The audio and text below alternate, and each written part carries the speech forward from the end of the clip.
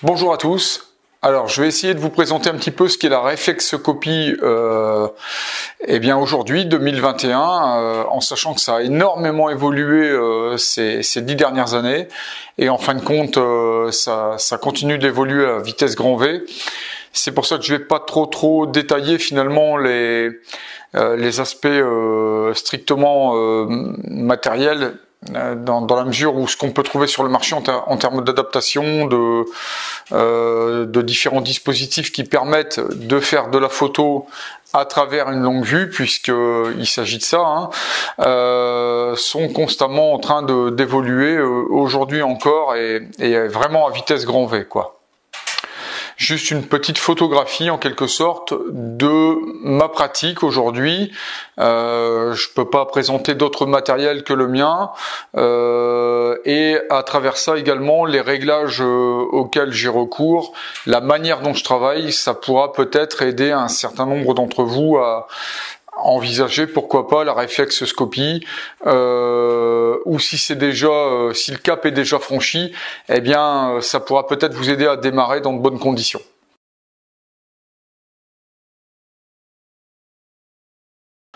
Alors la première chose dont j'ai envie de vous parler, c'est le trépied.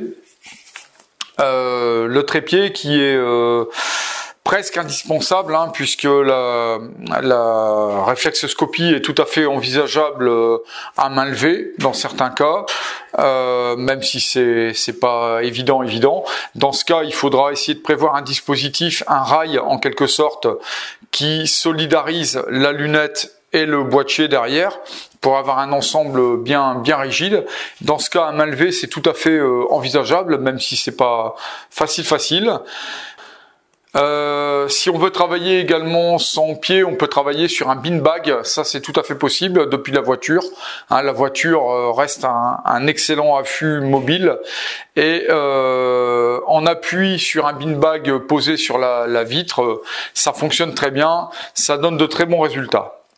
Alors le trépied, c'est quelque chose de fondamental. Vous essayerez de le choisir plutôt stable, plutôt rigide. Et pour ma part, j'ai essayé de choisir quelque chose de léger, donc je suis parti sur du carbone. Ça me permet de pas avoir trop de poids, d'alléger mon pack matériel au maximum au cours de mes sorties. C'est quelque chose qui est important aujourd'hui pour moi, à mon âge. Voilà, ça compte. Voilà, donc j'ai opté pour un Benro. On n'est pas dans la super qualité, dans le très haut de gamme, comme peut le proposer Gizzo par exemple, mais ça reste très honnête et bon, celui-là je l'ai déjà depuis environ 2 ans, je crois, et bon, il ne souffre de rien, pas de problème. J'avais une autre marque avant qui s'appelait Giotto et qui présentait des problèmes de jeu à un moment donné au niveau de l'endroit où la rotule vient se fixer, et c'était un jeu qui n'était pas récupérable. Bon, voilà, donc j'ai dû en changer. Sur ce modèle-là, aujourd'hui, rien à dire, tout va bien, quoi. Une chose peut-être aussi importante, c'est que j'ai choisi ce trépied sans colonne, ce qui me permet de pouvoir le poser vraiment à ras du sol. Enfin, voilà, voilà, je peux me situer à ça du sol, puisqu'il y a que la hauteur de la rotule et de la lunette elle-même qui font la différence. Mais le trépied, je peux complètement écarter les pieds à l'horizontale et me poser à ras du sol, travailler quasiment de manière couchée, quoi. Ça, c'est aussi très intéressant, et c'est quelque chose que mon précédent trépied ne me permettait pas.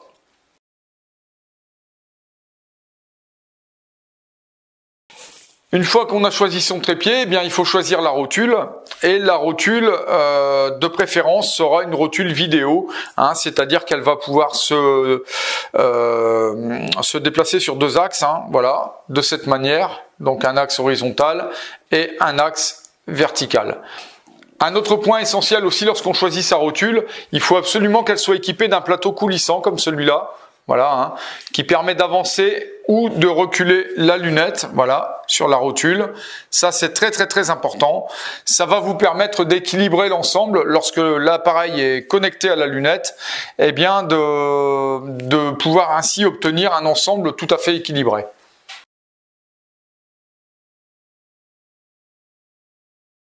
Une fois qu'on a trouvé notre trépied et notre rotule idéale, eh bien on peut s'intéresser à la lunette. La lunette, c'est vraiment l'organe essentiel de notre dispositif. C'est plus important que l'APN qui, lui, pourra changer dans le temps. Généralement, quand on investit dans une lunette, c'est à très long terme. Et s'il y a un petit effort financier à fournir, c'est vraiment sur cet organe-là qu'il faut le faire, quoi. Alors, cette lunette, faut-il la choisir droite ou coudée? Je dirais que lorsque je suis accompagné de personnes avec moi, une lunette coudée, eh bien c'est plus facile pour que les gens passent les uns après les autres et puis puissent regarder dedans, c'est clair. La lunette droite nécessite d'être à peu près à la bonne hauteur par rapport à l'utilisateur, quoi, hein. Donc moi je suis assez grand, la lunette est généralement assez haute et si j'ai des personnes avec moi qui sont un peu plus petites, ça peut être compliqué. Alors il faut régler le pied, je dirais assez régulièrement. La lunette coudée permet de s'affranchir de ce genre de problème. Maintenant, j'ai pendant une vingtaine d'années utilisé des objectifs pour la photo animalière. Et la lunette droite me permet de garder ce rapport, voilà, cette rectitude, et c'est assez facilitant, notamment pour rechercher le sujet à photographier. Je pense que je serais assez décontenancé, dérouté en fait, à l'idée de chercher mon sujet de cette manière, alors que je regarde en principe devant moi, quoi. Voilà. Donc là, j'ai vraiment comme on l'a avec un objectif, cette rectitude entre mon œil et le sujet observé ou photographié, ça me va bien. Un détail aussi important, c'est de choisir cette lunette peut-être si possible. Alors c'est le cas chez plusieurs marques, hein. Il n'y a pas de, en l'occurrence, je fais pas la promotion d'une marque en particulier, mais il me paraît important de choisir cette lunette avec une molette de mise au point qui fasse le tour de la lunette, un peu comme c'est le cas sur un objectif, plutôt qu'une petite molette sur le dessus ou sur le côté, qui peut être assez imprécise à l'usage. C'est vrai que c'est très commode, très pratique, voilà, d'actionner cette molette là sur le dessus pour faire sa mise au point, puisque bien entendu on va faire sa mise au point manuellement. Alors il y a vraiment aussi un point d'attention en ce qui concerne le choix de la lunette, surtout si c'est pour en faire usage avec un appareil photo, c'est de la choisir avec des verres traités. Alors souvent c'est ED ou HD, les verres sont siglés de cette manière selon les marques, de manière à s'affranchir des aberrations chromatiques qui se traduisent par une frange violette sur certains contours de sujets ou de branchages, le tour d'un oiseau, d'une fleur, enfin peu importe, sur les photos. Voilà, les verres traités de cette manière permettront quand même de s'affranchir un petit peu de ce problème-là. J'y reviendrai un peu plus tard, mais même avec une lunette de cette qualité-là, on est plutôt dans du haut de gamme ici, il peut y avoir dans certaines conditions un peu d'aberration chromatique. C'est quelque chose qui va parfaitement se gérer au traitement.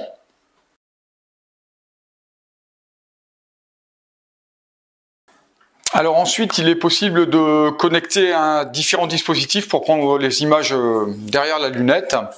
Ça va du smartphone, il y a tout un tas d'adaptations aujourd'hui, plus ou moins polyvalentes d'ailleurs, qui ne sont pas forcément associées à une marque en particulier et qui vont pouvoir permettre la connexion d'un smartphone au cul d'une lunette comme celle-là et d'obtenir donc des images, ma foi, dans la qualité de ce qu'on peut attendre d'un smartphone, mais qui auront l'avantage en tout cas de pouvoir être partagés sur le champ.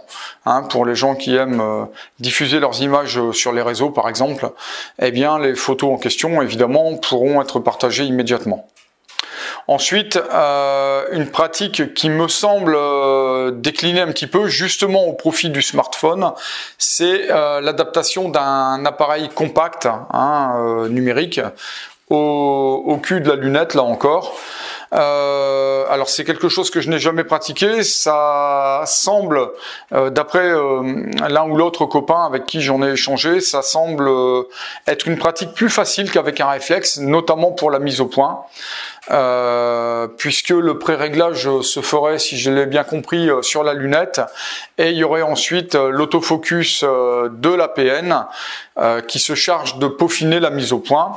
Ce qu'il faut essayer de trouver, c'est un APN, disons, qui en tout cas n'a pas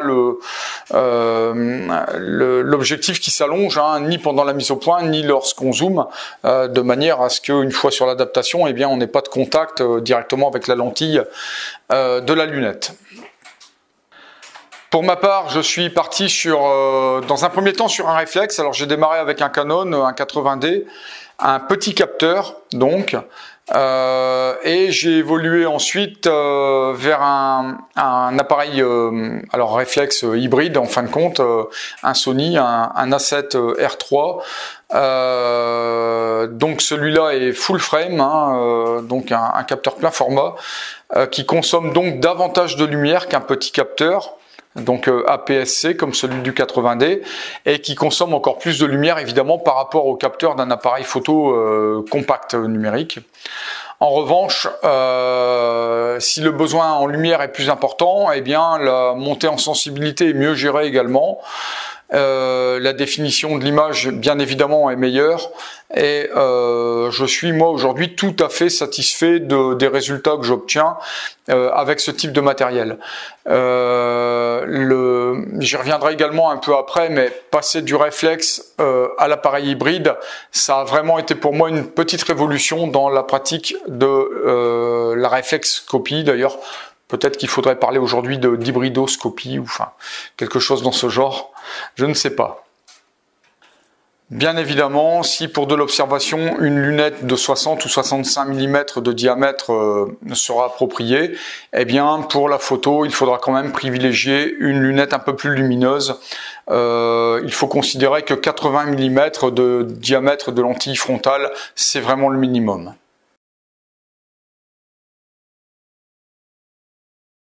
On arrive maintenant au cœur du sujet, ce qui motive plus particulièrement cette vidéo finalement, ce sont les réglages auxquels je vais procéder sur le boîtier.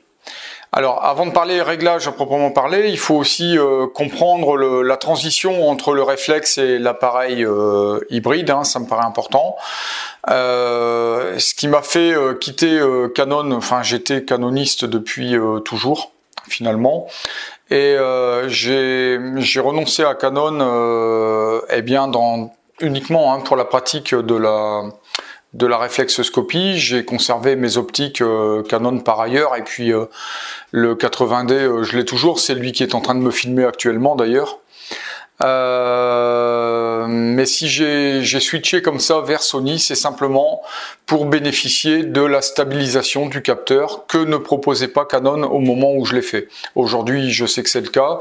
À l'époque, ça ne l'était pas, et je voyais un très sérieux avantage à avoir un capteur stabilisé comme le propose Sony sur 5 axes, et il s'agit bien évidemment d'une stabilisation mécanique. La stabilisation électronique, vous la laisserez de côté, hein.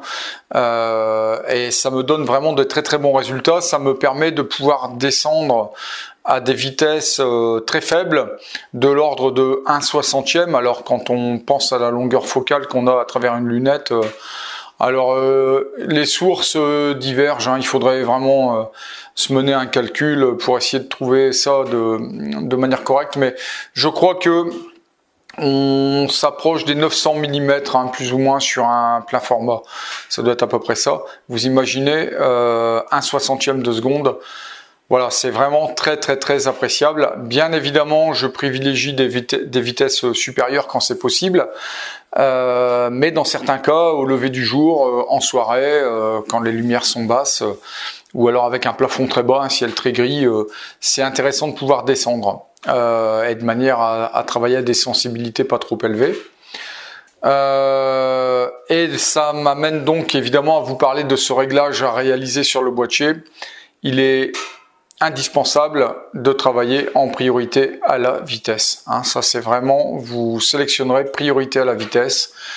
Il n'y a pas de diaphragme dans la lunette. Il n'y a pas de diaphragme dans l'adaptation que j'emploie, hein, qui est connecté à la manière d'un objectif d'ailleurs sur mon appareil. Donc cette partie-là, qui est en quelque sorte un mini objectif, ne comporte pas de diaphragme. Donc c'est le TLS, hein, de chez Swaro, alors en 43 mm pour s'adapter sur un plein format. Et puis il existe un autre modèle que je possédais avant, donc pour l'APS-C, quand c'était le 80D, que je connectais à la lunette. Et voilà, il y a juste cette partie-là qui a été remplacée pour le coup, avec une bague T2, et puis voilà, ça fonctionne très très bien. Mais toujours est-il qu'en l'absence de diaphragme là-dedans, et en l'absence de diaphragme ici, la priorité à l'ouverture, ben vous l'oubliez, et même le mode manuel, hein, qui vous conduirait à pouvoir régler l'ouverture, ça n'a absolument aucun sens. Votre ouverture, de toute façon, elle est fixe, on peut pas influer là-dessus, donc c'est pas la peine, quoi. Donc priorité à la vitesse, d'accord? Ça c'est le premier réglage vraiment important à réaliser, et je le répète, la stabilisation du capteur, si c'est possible, si vous en disposez, stabilisation du capteur active. Alors je vais peut-être en profiter pour vous montrer à quel point c'est facile aujourd'hui, hein. Ça n'a pas toujours été le cas. Je crois que sur d'anciens modèles, il fallait démonter l'oculaire, et puis voilà, disons que l'association entre l'appareil photo et la lunette prenait quand même un certain temps. Aujourd'hui, c'est vraiment quelque chose de très très très rapide. Voilà, si on prend la peine de dégager, voilà, hop, la lunette est ouverte, on est dans le mode observation, ça va, voilà, hein, très bien. Et j'ai généralement l'appareil pas loin, à proximité. Hop, voilà, en une seconde, la petite vis de serrage, et voilà, c'est connecté. Ça prend vraiment quelques secondes, quoi. Donc à partir de là, on peut suivre dans l'appareil ce qui se passe, ou sur l'écran arrière, et on desserre, voilà, on retire, et on repasse en observation en un clin d'œil. Ça, c'est vraiment vraiment intéressant, quoi. Un autre réglage aussi à réaliser sur l'appareil photo, c'est la sensibilité. Pour ma part, donc je vous l'ai dit, priorité à la vitesse, et donc la sensibilité automatique, hein, les ISO auto. Ça, c'est vraiment très très bien. Je gère ma vitesse, et en fonction de la lumière ambiante, l'appareil va gérer la sensibilité nécessaire. Ça, c'est vraiment très très bien. Vous avez même la possibilité, si votre appareil ne gère pas très bien les très hautes sensibilités, eh bien de bloquer, par exemple à 6400 ISO. Hein, vous pouvez dire à votre appareil de gérer automatiquement les ISO, mais dans une certaine plage. Pas au-delà, par exemple, hein, de 6400 ISO. C'est un exemple, hein. Cet appareil en l'occurrence gère très très bien les hautes sensibilités, et ça ne me gêne absolument pas de shooter à 8000 ou à 10 000 ISO même parfois. Les résultats restent tout à fait satisfaisants et exploitables. Bien, pour ce qui est de la pratique à proprement parler, je vous conseille évidemment, quel que soit le système que vous retiendrez, d'opter pour une adaptation rapide, hein. Voilà, là encore une fois, ça va très très vite. Voilà, je connecte, je serre. Voilà, c'est en place. Ça, c'est vraiment important parce que je considère que sur le terrain, c'est l'observation d'abord. Hein, si on fait de la réflexoscopie plutôt que de la photo à travers un objectif classique, c'est pour plusieurs raisons généralement, mais la qualité de l'observation est certainement l'une des premières raisons pour lesquelles on évolue vers ce genre de système. Donc l'observation d'abord, ok, mais à un moment donné, il faut pouvoir être assez réactif et disposer d'une adaptation qui va très très vite se connecter à l'appareil. Alors parfois même avec un appareil compact ou un smartphone, c'est quelque chose qui peut se replier sur le côté, hein, qui va être constamment fixé sur la lunette, et puis en un clin d'œil, hop, on bascule, et puis on est en mesure de faire les photos, quoi, hein. Ça peut vraiment être très très bien, ça. Donc l'observation d'abord, hein, en ce qui me concerne.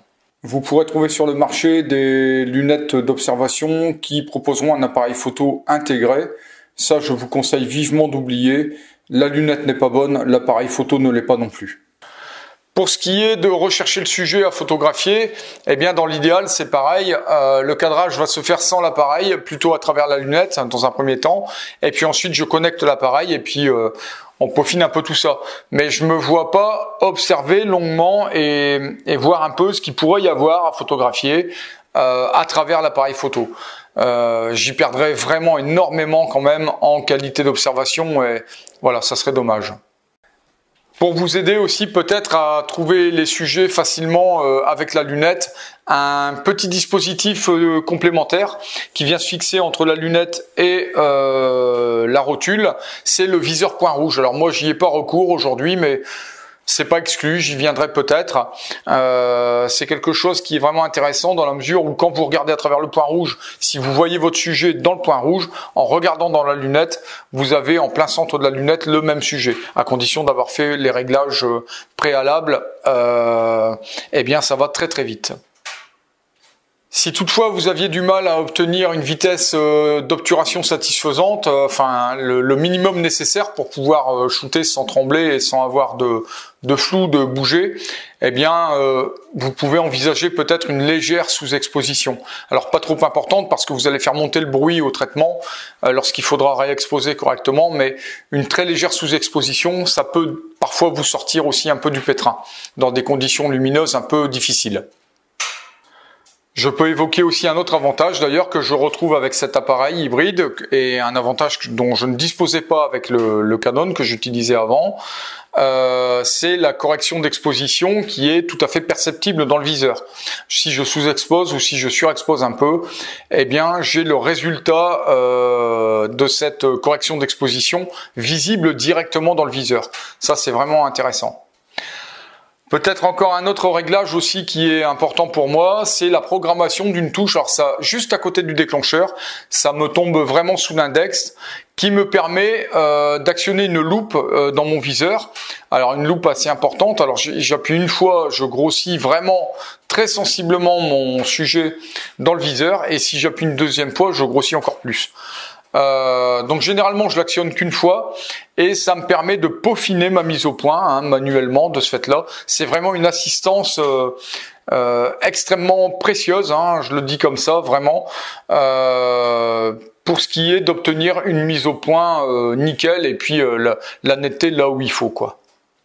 Une précision encore au sujet du zoom sur la lunette. Ce zoom est très utile par exemple pour la lecture d'une bague lorsque les sujets sont vraiment très éloignés. Mais zoomer, c'est consommer de la lumière et dégrader l'image. Je ne zoome jamais lorsque je fais des photos.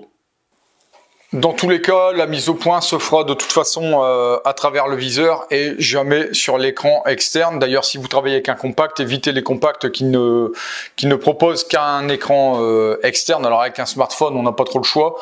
Pourquoi ? Parce que dans des conditions très lumineuses, parfois, c'est compliqué quand même d'apprécier sa netteté, sa mise au point sur l'écran externe d'un APN. Ça sera quand même plus facile dans le viseur.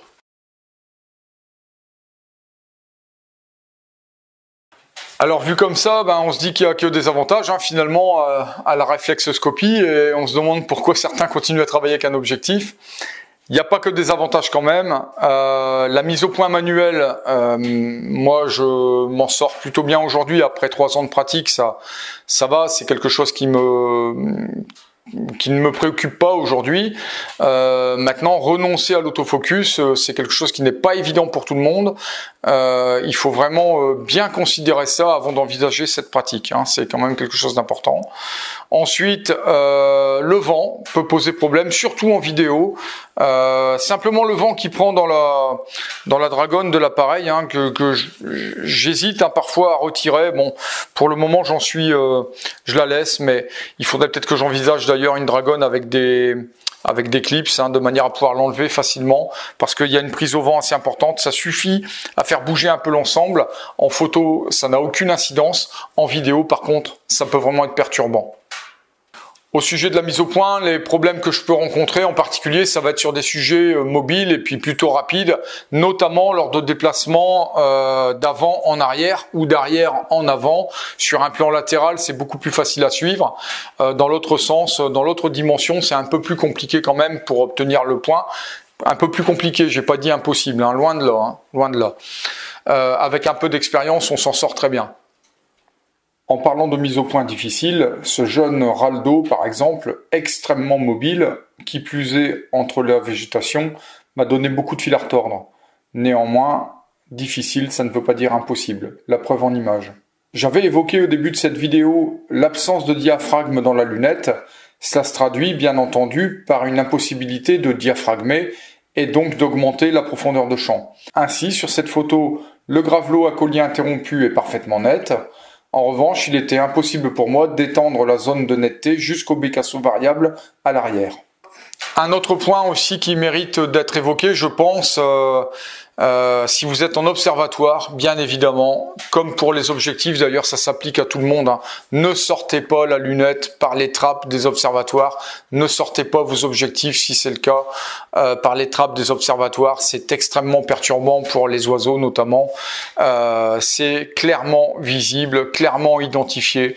Vous êtes soumis à des reflets, etc. Enfin, voilà, gardez ça à l'intérieur vraiment autant que faire se peut.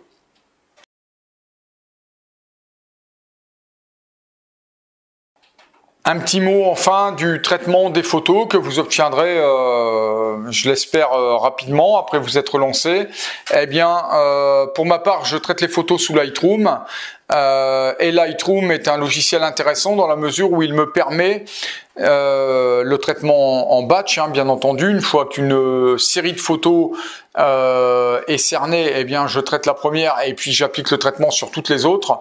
Après, il y a des corrections minimes à adapter sur chaque photo éventuellement, mais en tout cas, le traitement général, il est le même pour toute une série de photos dans un contexte donné. Ça, c'est vraiment intéressant. Et surtout, j'ai créé un profil donc que j'ai nommé Zoaro, hein, un profil qui corresponde à ma lunette.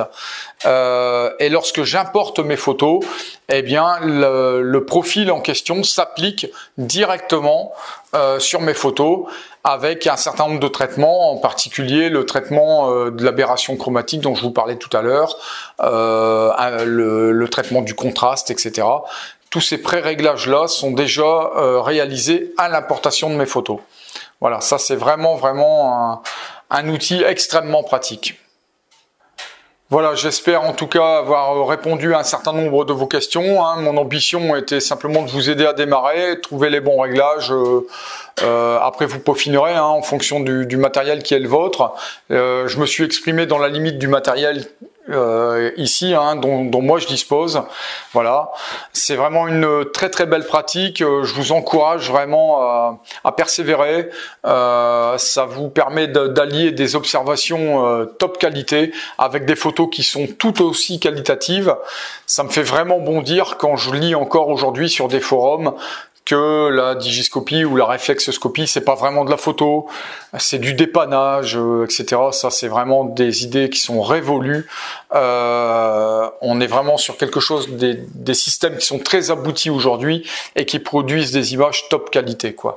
Et je ne me suis jamais senti aussi photographe qu'aujourd'hui. Voilà, bonne chance à vous, bonnes observations et bonnes photos.